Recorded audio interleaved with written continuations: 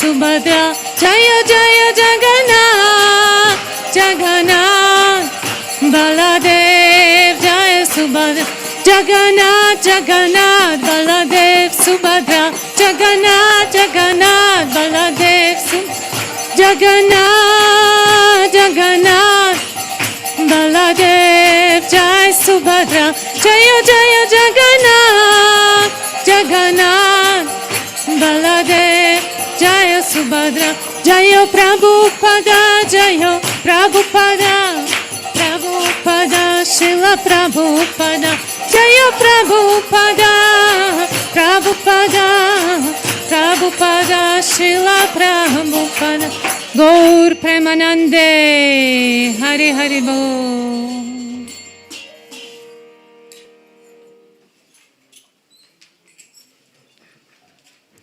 Hare Krishna.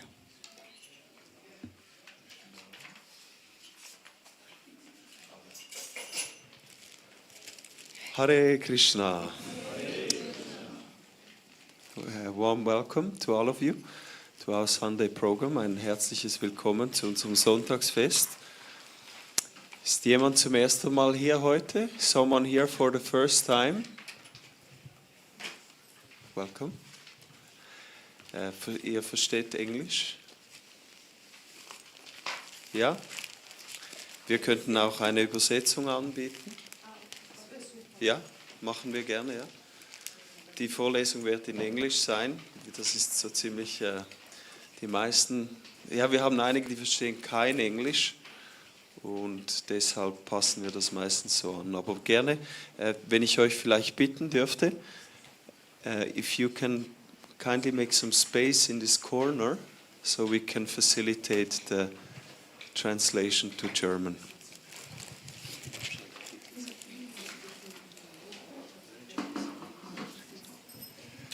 So now we're going to have a lecture. Jetzt haben wir eine Vorlesung and we are very happy that today Rasa Shaya Ram Prabhu will be giving the lecture. He's giving lecture and also doing the technical part. He's an engineer, by the way, so he's very good. But maybe Atikan, hilf das du schnell? Kannst du anhocken?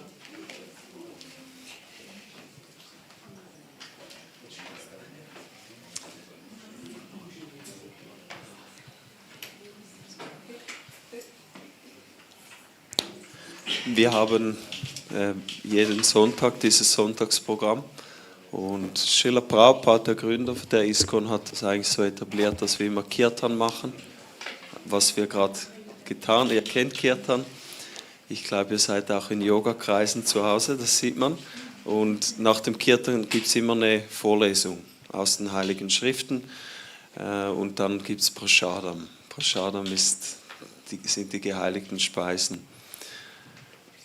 And today, Rasa Shaya Ram Prabhu will speak about the topic Managing Desires.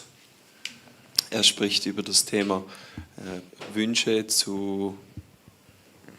Umgang mit Wünschen. Der Umgang mit Wünschen. Ja. Wir alle haben Wünsche, we all have desires. And the scriptures, our teachers, they give a lot of information how to deal with these desires. Ja, die Schriften und die Lehrer, die geben uns viele Informationen, wie wir mit diesen Wünschen umzugehen haben. Und wir singen noch vorher. We will sing a song before we start. You can see the song text is here. It's called Jaya Radha Madhava. Dieses Lied, das wir singen, der Text ist auf diesem Plakat zu sehen. Jaya Radha Madhava ist eine Beschreibung der spirituellen Welt. It's a description of the spiritual world. In our philosophy, we believe in a world which is as real, even more real than this world, but is completely spiritual. So wir glauben an eine Welt, eine spirituelle Welt, wo Krishna, Gott, gegenwärtig ist und wo wir auch uns hinbewegen möchten. Did I forget anything? So please, thank you. Rasa, maybe a little bit about Rasa Shaya Ram Prabhu. I'm sorry, I just said he's an engineer, but that's definitely not enough to say. Ich habe nur gesagt, er ist ein Ingenieur, aber das ist nicht genug. Rasa Shai Ram Prabhu ist in einer Familie von Devotees groß geworden. Rasa Shai Ram Prabhu, he grew up in a family of devotees. His mother is also here, Suniti Rani. Seine Mutter ist da heute. Also his father and his sister, they are part of the community. And basically has been practicing Krishna consciousness from birth almost, or at least from very young age. So hat von jungen Jahren schon praktiziert. Und mittlerweile ist er sehr involviert auch im Tempel. He is very much involved in the temple. Er ist ein Mitglied des Tempelvorstands. He is a member of the temple board. And he is responsible specifically for all the events in the temple. Er ist für die Veranstaltungen zuständig. So today, the Sunday program, you can thank him also. He's very much taking care of that. So thank you, Rasa Shai Ram Prabhu, for taking the time today. And I'm sure you prepared nicely. Hare Krishna. We hope we'll manage to bring the TV on. Hare Krishna, also welcome from my side. And thank you, Damodar, for the introduction. So, yeah, just for the start, we will sing this very beautiful song, a description of the spiritual world.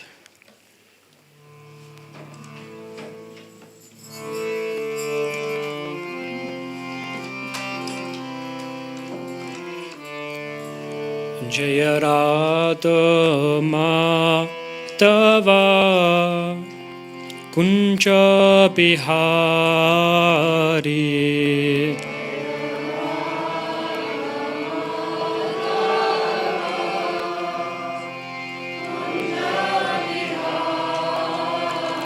Jaya Radha Madhava Kunja Bihari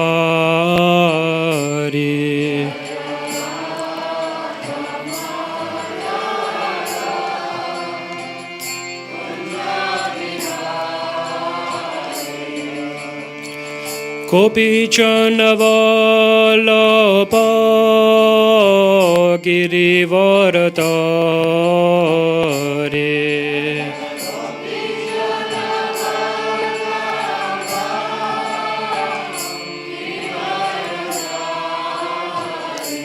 Jaya Gopi Chanavallabha Girivaradhari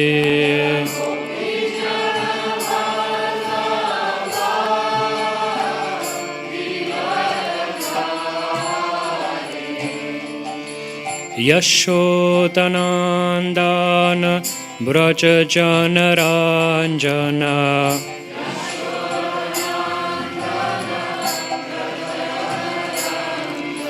Yashodanandana Braja Janaranjana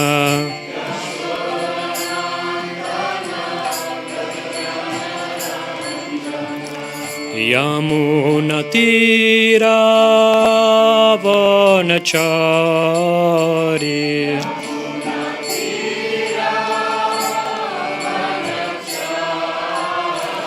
Yamunatira Vanachari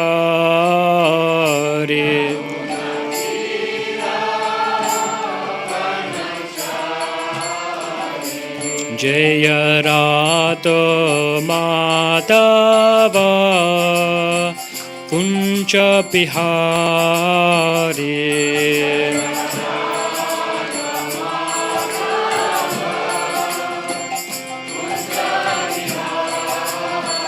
Jaya Radha Madhava Kunja Bihari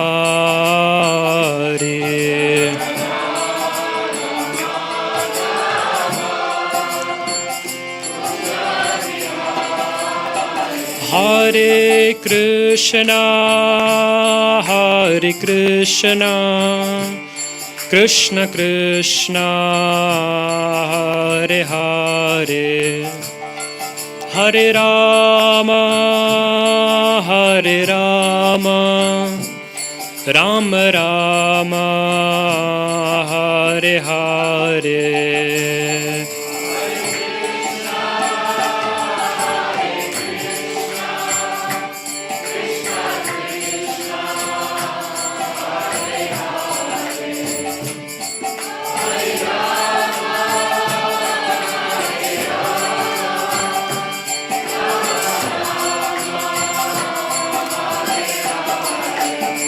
Hare Krishna, Hare Krishna, Krishna Krishna, Hare Hare, Hare Rama, Hare Rama, Rama Rama, Hare Hare.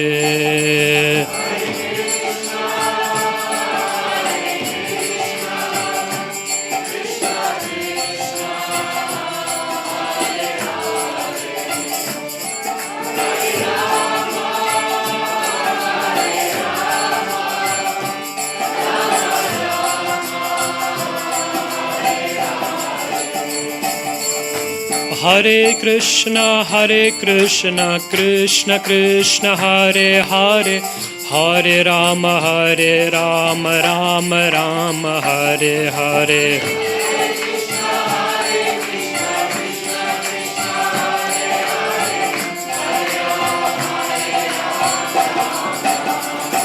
Hare Krishna, Krishna Krishna, Hare Hare, Hare Rama, Rama Rama, Hare Hare.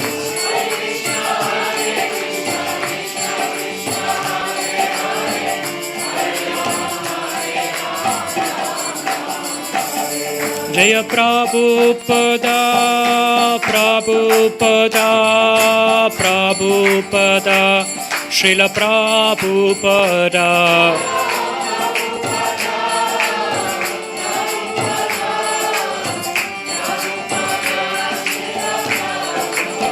Jaya Prabhupada, Prabhupada, Prabhupada, Srila Prabhupada.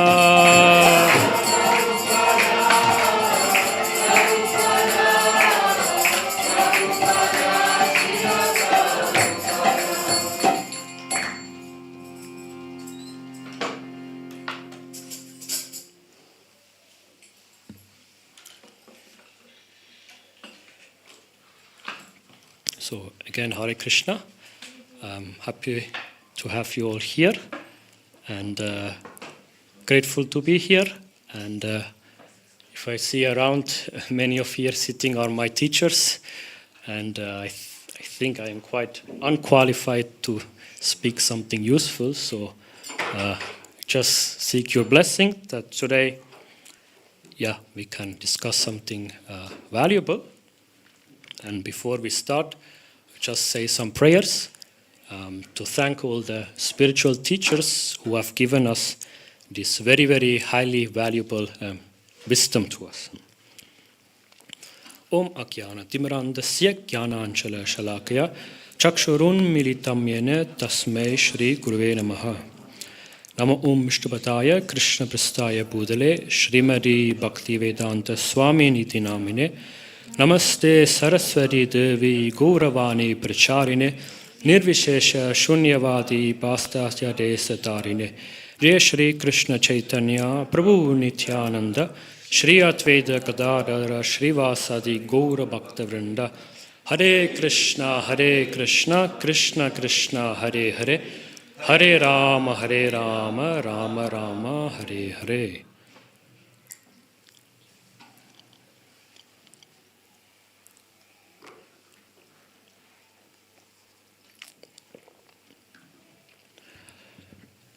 There is a story narrated in the Srimad Bhagavatam.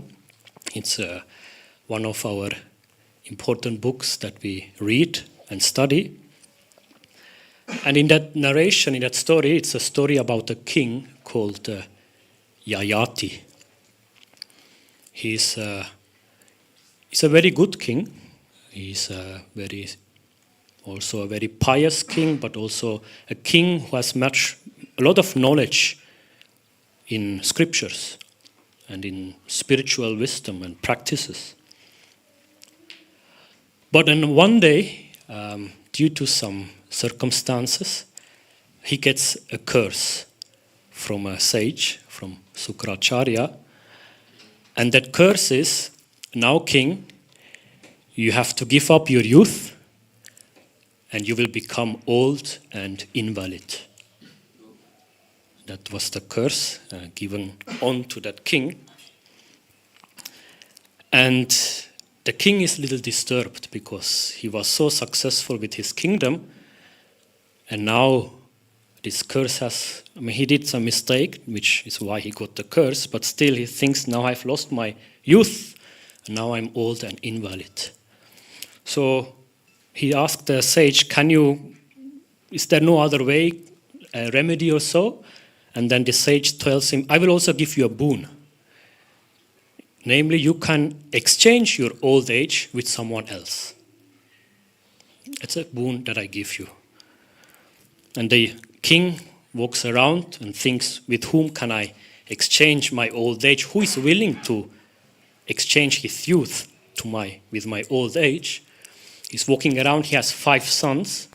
He's asking 4 of his sons, are you ready to give your youth and I give my old age to you? They are not ready. What a surprise. But then the youngest son, Puru, he accepts. He says, okay, father, you are my father, you gave me this life, so take my youth and give me your old age. And this king, after getting his youth back, he starts to pursue his desires as much as he can. He thinks, now I have got my youth back, now I need to follow my desires as much as I can. And he's doing this for many, many years and years and years. And he discovers that he has gotten his youth back and he's chasing after his desires, but somehow they always increase and increase. He's never getting satisfied. And then he thinks, what a father am I? So that I can fulfill my desires, I went to my son and asked his youth so that I can enjoy. And he feels a little sad, and he goes back to his son and says, my dear son, I will give you now your youth, which you gave me, I will give this back to you. Give me back my old age, and I will now try to engage in self-realization and try to focus more on spirituality. And I think why Bhagavatam tells this story is very interesting, because with this story, the Bhagavatam says, to fulfill our desires, we are ready to go to a real extreme extent. We are even ready to sometimes spoil the youth of our children so that we can enjoy our desires. And in this way, the Bhagavatam says how powerful desires are. And usually I think all of you who want to do something with spirituality, with Krishna consciousness, you all came that we can somehow or other also master our body, our thoughts, but also our desires. And this is why we take up to spirituality. But still, after taking up our spirituality, transforming our desires or handling our desires is quite not so easy task. With certain desires it's easier, with other it's not. There is a question that Arjuna asks Krishna. Krishna, majority of the people, they know what is good and what is wrong. They know what is good action, what is harmful action. But even knowing this, somehow or other, unwillingly, they are forced to act, or they act in a harmful way. Arjuna uses the word papa. Even unwillingly, we know certain things are not so good, not so good for us, but somehow the desires are so strong that we still act on it. And I think this is, I think a very important point, I think to everyone who is practicing Krishna consciousness, that we know how to pursue our desires and also how to, in a healthy way, also renounce our desires. And this is the topic which I chose today, because I see with my friends, etc., I see when I see them struggling, I believe it shouldn't be unnecessarily difficult. Many things Krishna has given, principles, and I think we can make our lives easier.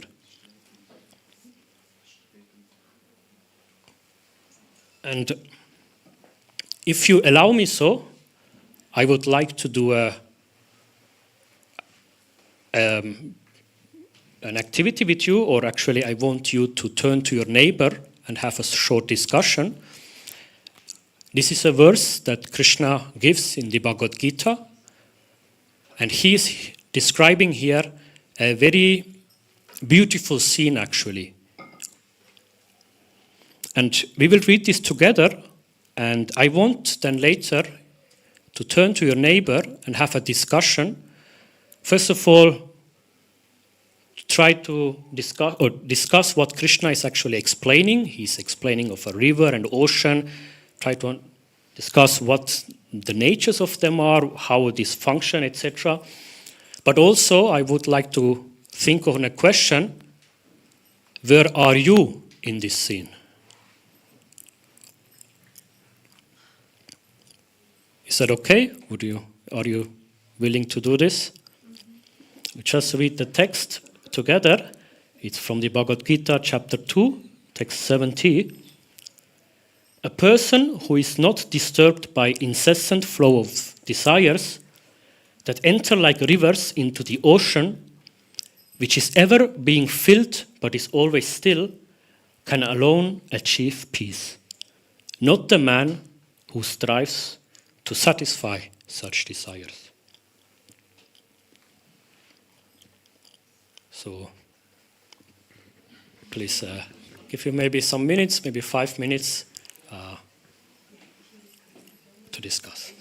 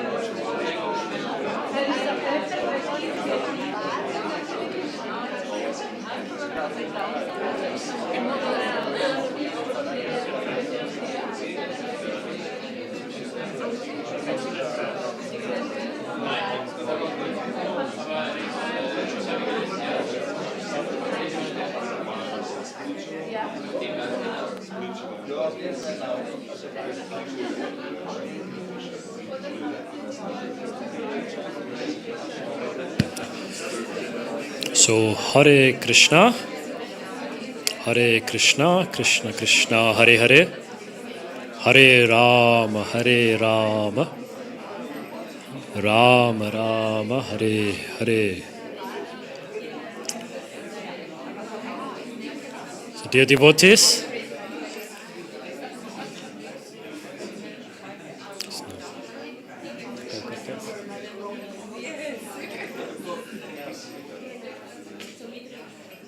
Hare Krishna. So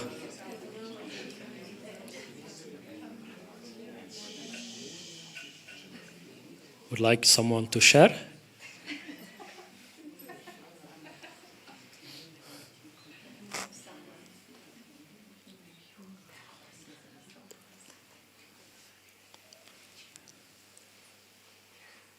You don't need to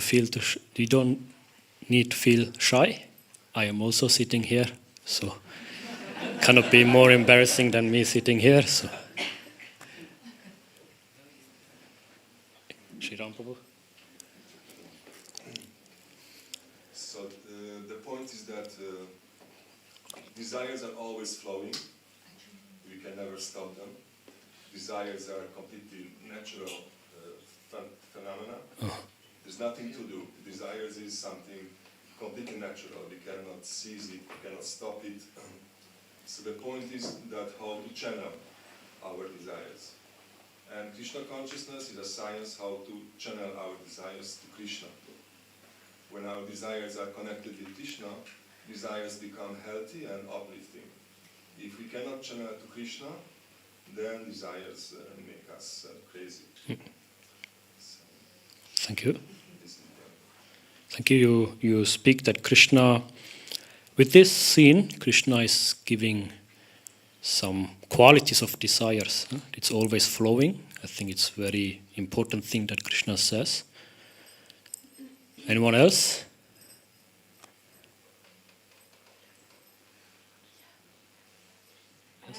We have the approach that the ocean is our mind and the river is like the desires that enter our mind, but our mind is still, it's not a river, it doesn't get influenced by the desires. And you can like satisfy your needs by two ways, like by going after the desire and like fulfilling, doing the stuff that you desire, or you can like acknowledge that you have this desire, but your mind is still, you don't act on it. Maybe. The Bhagavatam in many places makes this comparison of the mind being the ocean, but here the ocean is still. And I think if we look at our minds, but I will come back to you. Thank you. Any other point, Robert? So which is ever being filled, but is always still. So the desire is always coming in, but we never feel satiated, relieved, satisfied. Uh-huh. So irrespective of these desires coming in, the state of play or the current state of things, which are kind of analogous to the still water, they never change. Uh-huh. Uh-huh. So no matter how much we're trying to chase our desires. Yeah. What's the use? Thank you, Robert. Maybe question, who is actually Krishna describing here? I have also asked the question, where are you in this scene? So who is actually Krishna describing here? Whose situation is this actually? Someone knows in which part of the Gita Krishna tells this verse?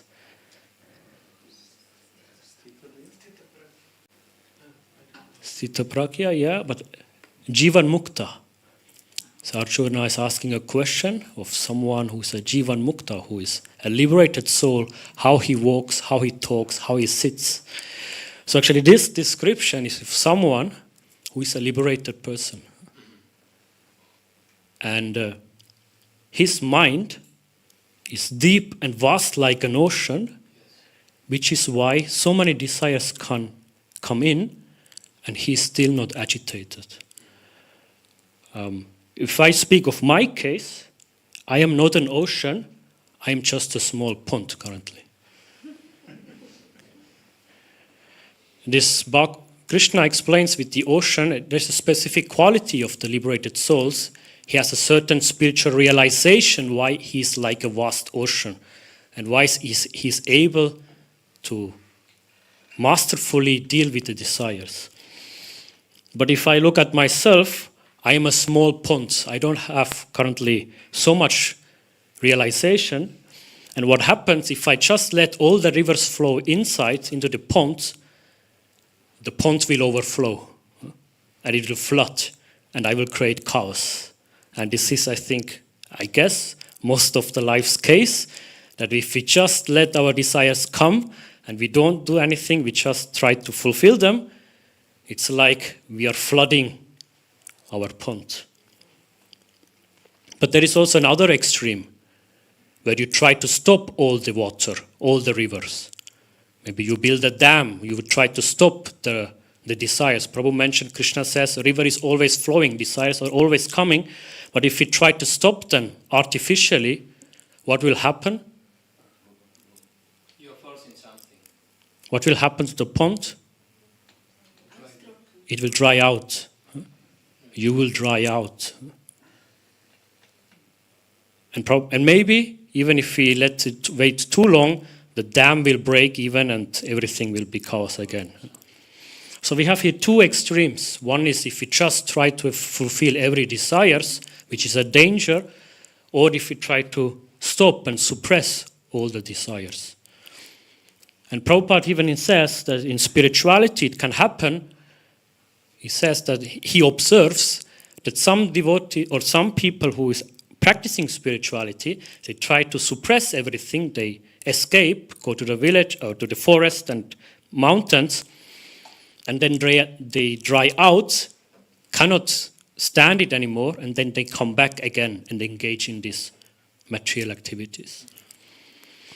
So the question is, I hope it was somehow clear what I wanted to say with the pond and the ocean, but the question is, we want to become an ocean. We want to become spiritually deep and vast like an ocean. And the technique is, or the expertise is, how to become bigger and bigger like an ocean, and while doing so, still masterfully managing our desires.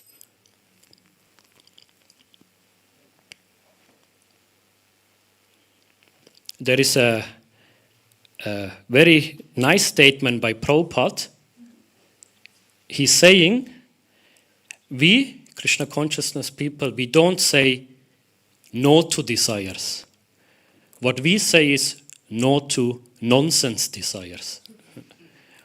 Our point is not that we want to kill all the desires, but we want to filter out the nonsense desires and uplift all the other desires. And for this, Krishna is giving a very, very, amazing principle.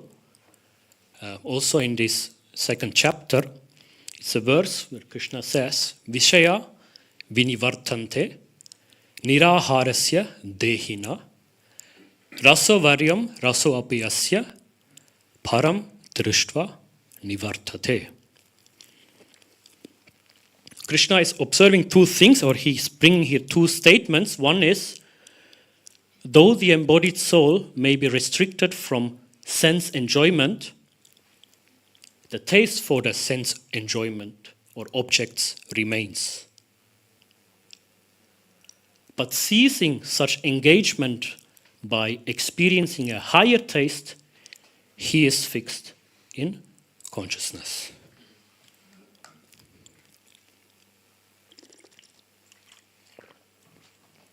what this Krishna here describes is, I think, really amazing.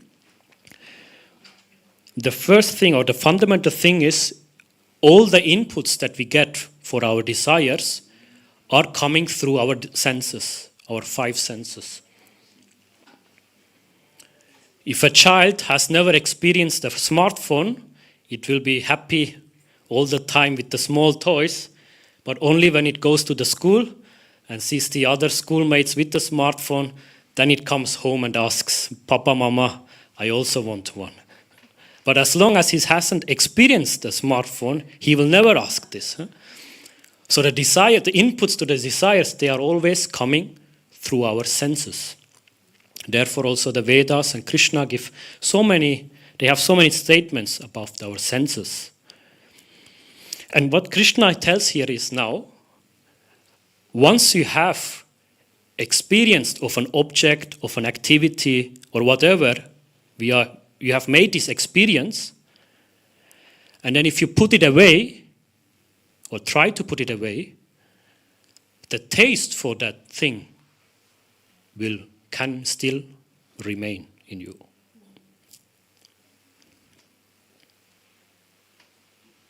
And that means, what Krishna tells with this, also if we have somehow certain habits, and we have in the past developed certain desires which are actually undesirable, if we try to put them away, just putting them away, or with force trying to keep distance to them, the taste can still remain.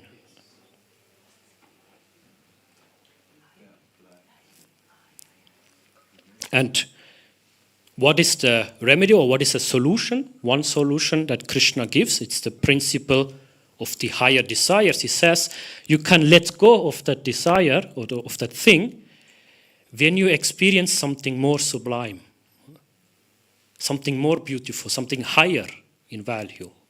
Then you are easily able to let go of the other thing.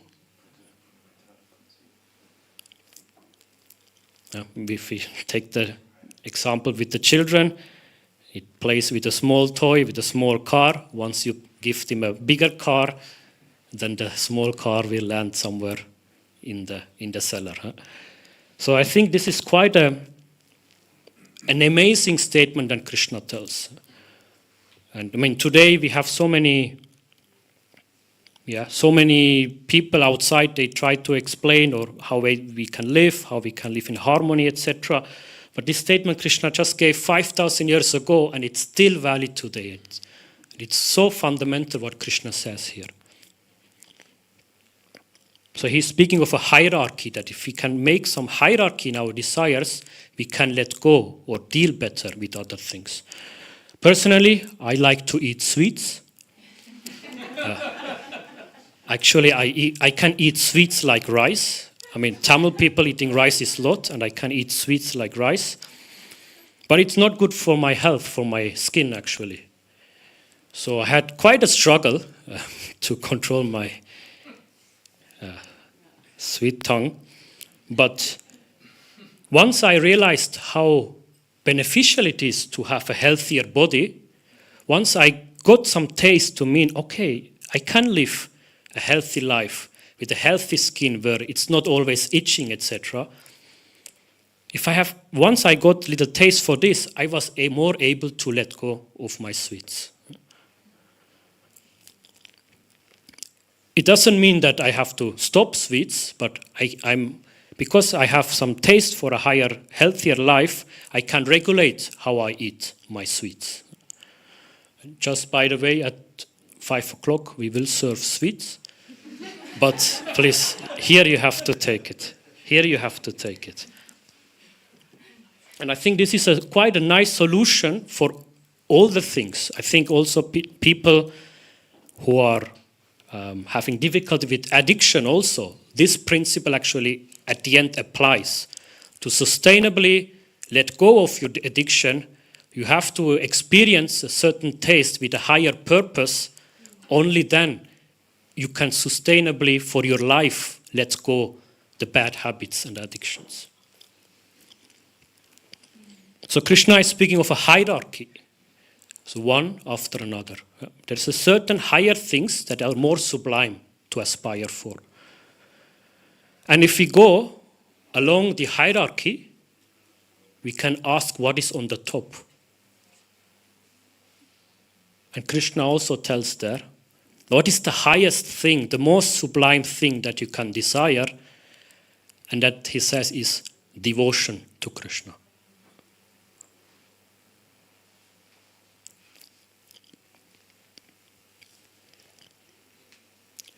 You can ask why. And our Krishna consciousness philosophy, this philosophy states that the highest, most desirable thing is actually desire or devotion to Krishna, bhakti. We before spoke about the ocean of the Jivan Mukta, the mind, which is like an ocean. There is a term called Bhakti Rasa Amrita Sindhu. Sindhu means ocean. Bhakti is also an ocean. And it's just not an ocean, or devotion is just not just an ordinary ocean, it's an ocean, Rasa Amrita. It's an ocean full of transcendental bliss, the supreme bliss that you can experience.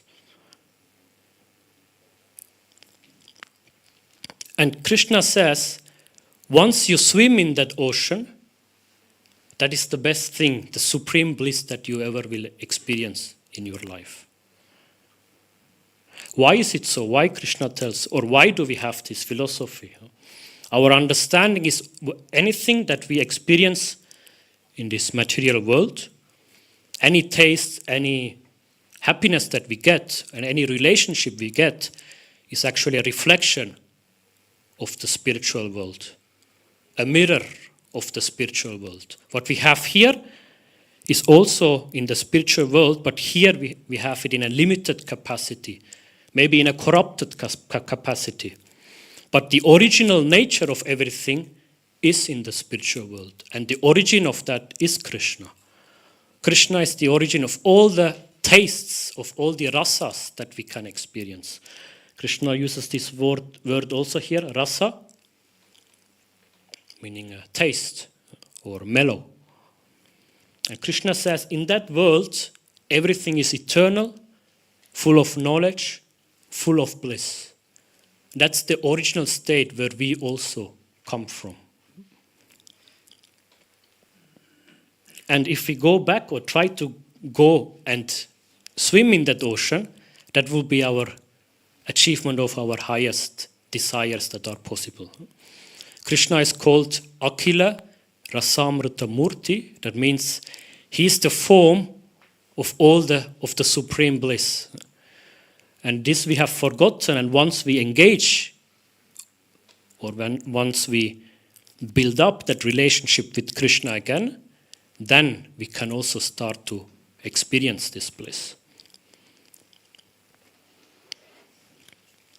And therefore, that is also why we have spiritual practices. Sadhana, we call. Spiritual practices, we chant, we do japa, we chant the holy name, we read, we study, we serve, we eat prasadam. It's all that we, step by step, one by one, can get some taste of that place. And it's very important. Krishna says, I can tell you about this bhakti ocean, but the important thing is you have to experience the bliss in that ocean. Otherwise, I can tell as much as I want, but it will. Prabhupada gives the example of a honey jar, a jar full of honey, and I can describe it to you, and you can see it, you can watch it from a distance, maybe touch the bottle, but only when you open and drink it yourself, only then you will really understand the bliss behind it. And the sadhana or the spiritual practices is for everyone to come and make this experience by themselves. This ultimate transcendental bliss that exists in bhakti.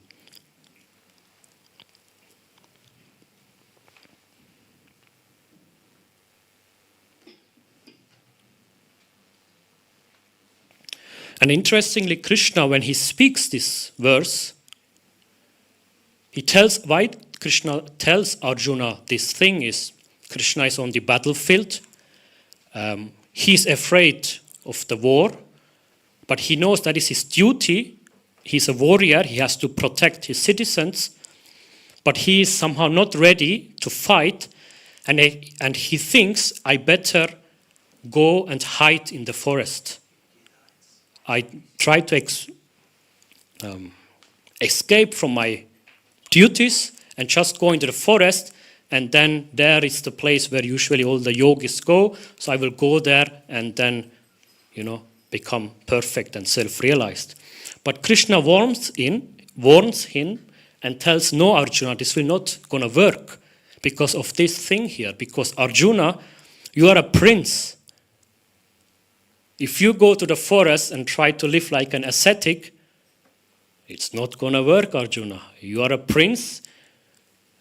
After some days, weeks, or years, you will think, I need to take my bow again and shoot some arrows and come and have some citizens which I can protect. Because in your nature, that's your duty, that's your nature, Arjuna. So Krishna tells Arjuna to become perfect. You don't need to do complicated things in your life. You don't have to escape from everything and to, detach from this world. In fact, Krishna tells here, Arjuna, just try to understand this, engage your duty for me, and everything will come in place. And you can, by acting as a prince, you can become perfect, a spiritual, perfect being. Isn't this wonderful? That means for each one of us, spirituality doesn't need to be difficult. Wherever you are, you can apply this principle, because to taste the higher taste of bhakti, to chant, to take prasadam, you don't have to change your lifestyle very drastically. And the question, of course, is, we want to reach the highest thing, the bhakti rasa, the highest state, but we know we are currently like a pond. We have to grow step by step. So one desire after the other, higher, I have to go higher in my desires. And the question is, how I define what is a higher desire, what is a lower desire? That's an important question, because everyone you ask will give a different answer. And Krishna gives, in the Gita, he is already explaining the concept of the gunas. And he explains that everything in this world, material in this world, you can characterize with the gunas. And there are some gunas which are lower in nature, like the rajas and tamas. There is one guna which is high in nature, sattva. And you can also characterize your desires with the gunas.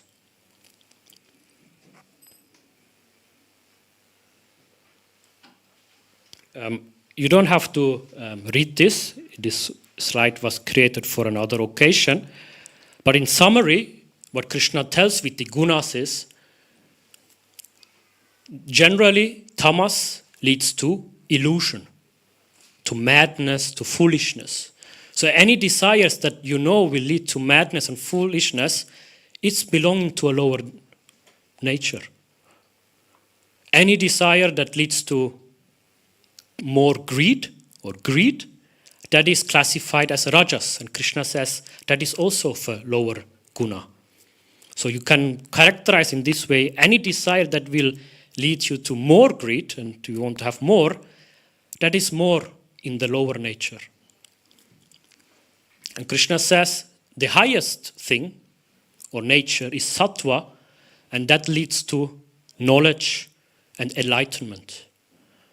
And if you can put those desires in a higher hierarchy, then you will see how your life can get smooth and advance.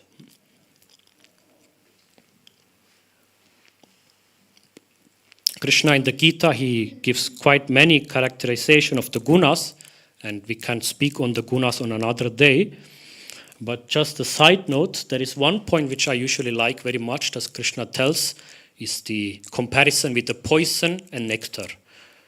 And Krishna says, usually things that you do in tamas or in rajas, they appear in the beginning to be like a nectar. They appear that it gives you much joy and fulfillment, brings you happiness, but they have the tendency that afterwards they end up in poison,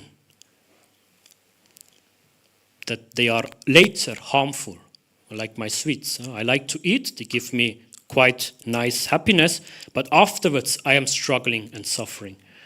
But usually desires in sattva, they are the opposite. They are in the beginning a little difficult to follow, a little hard, you have to do some sacrifices, etc. But later, in later stages, you will then start to get the nectar, the bliss out of it. And I was explaining this to one of my friends, this principle, and he looked at me and then he said, I don't understand this point. And he told me, you know, Ram, you know how difficult it is to get drugs? He said, for this you also have to work hard, sacrifice things, save money, and find a dealer that you can get drugs. So it's like poison, you have to put some sacrifices and then you get the nectar. It was his statement. And I was quite perplexed what to say. But I think I have figured out the answer. I mean, how you get the substance doesn't matter, but I mean, the consummation of that substance, it is giving you immediately some bliss, some high, but later you have a drop. And that is what Krishna is explaining here. But Krishna says, but bhakti is the opposite. And it's also what Prabhupada says, that the bhakti has the nature, in the beginning it might be a little sour and little bitter and difficult to understand why this should be beneficial, but it will always increase and increase. The bliss will always increase and it will never fall down. That Prabhupada says forever high. So that's the thing here, the principle outlined here. These are some points on how we can classify lower desires and higher desires. And for the end, I have just some tips, which I have actually, where I have to give credit to His Holiness Swayam Bhagavan Keshava Maharaj. He is bringing some tips how to deal with desires in a very helpful way. I don't know the verses from which he takes these points. We have to ask him, but I think they are quite still beneficial. And he says, try to ignore the desires that are harmful and frustrating you. Some desires there are there which you have to just ignore. Or those desires which you can ignore and you know they are harmful, ignore them. And then the second point, direct your desires that can be spiritualized. And I think this is a point where everyone can take. As I mentioned before, for Krishna consciousness, you don't have to change your life drastically. Usually anything what you have, any skill, any talent, any wish you have, you can actually make it spiritual. You can turn that desire towards Krishna. If you like to do business, you can make this business Krishna conscious. Somehow, in this way, serve Krishna. And with everything with nearly everything that you have in life, if you want to have a family or whatever, you can turn it or direct it toward Krishna. And this, I think, makes Krishna consciousness really so wonderful. The third point, he says, purify your spiritual desires that are currently materially motivated. And here what he means is that we are doing many things, many of us do many services, many things for Krishna consciousness, but we might have a material motivation behind. We might want to gain something materially. And we should try always to purify this and to come to understand, with my acts, I actually want to satisfy Krishna. And the last one, and all the spiritual desires that you already have, try to make more of them. And in this way, I think these were some thoughts of mine which I have today. We started with the ocean. This is the Bhakti Rasamrita Sindhu.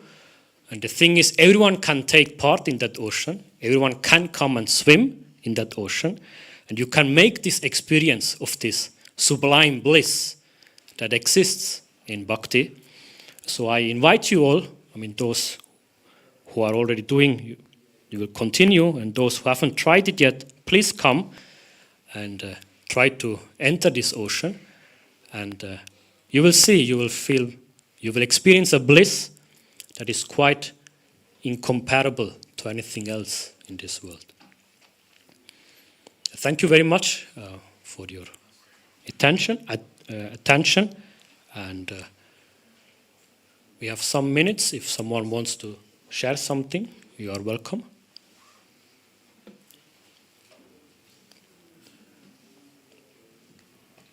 And otherwise, we can go for prasadam.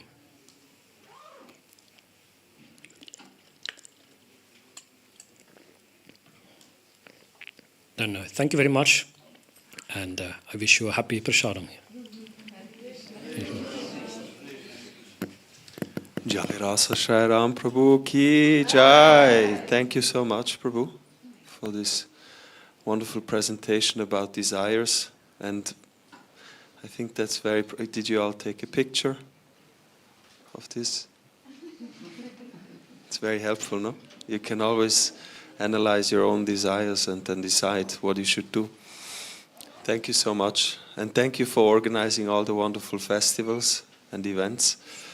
I think we all get a lot of benefit from Rasa Shri Ram Prabhu's endeavors. Some of us on a weekly basis, even, and it's definitely an opportunity to thank you for your steady determination and service. And I think I can also take this opportunity to thank actually the devotees who make this happen.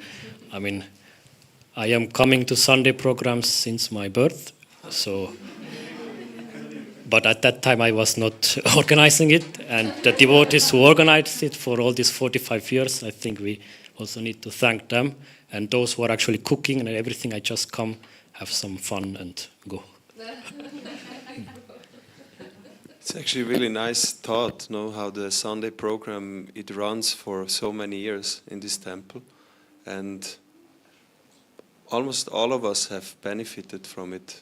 And sometimes, I know how it is if you do something all the time, then there is a tendency, why am I doing this, what's the benefit? It's not always so perceivable, but the Sunday program is such an important, it's the most important program we have in this temple. And we can see we always try to accommodate newcomers, of course, because you're coming for the first time, but also those who practice for many, many years. So it's nourishing to all of them. And I think even that lecture was relevant for the new and oldies. Thank you. So now we're going to invite you for prasadam, and yes, there will be sweets, that's standard. Yeah, it's going to be served in the entrance hall. And then at 6:15 we'll continue here with a japa meditation. You can learn how to chant on prayer beats, especially for those of you who are here for the first time. Very important part of our practice. And 7 o'clock we have a Gora Arati, and Arati is a ceremony. And this is accompanied by singing and dancing. And from 8 o'clock we have more kirtan till 9:30. So thank you very much. Hare Krishna, Krishna Krishna, Hare Hare, Hare Rama, Rama Rama, Hare Hare. Srila Prabhupada ki jai.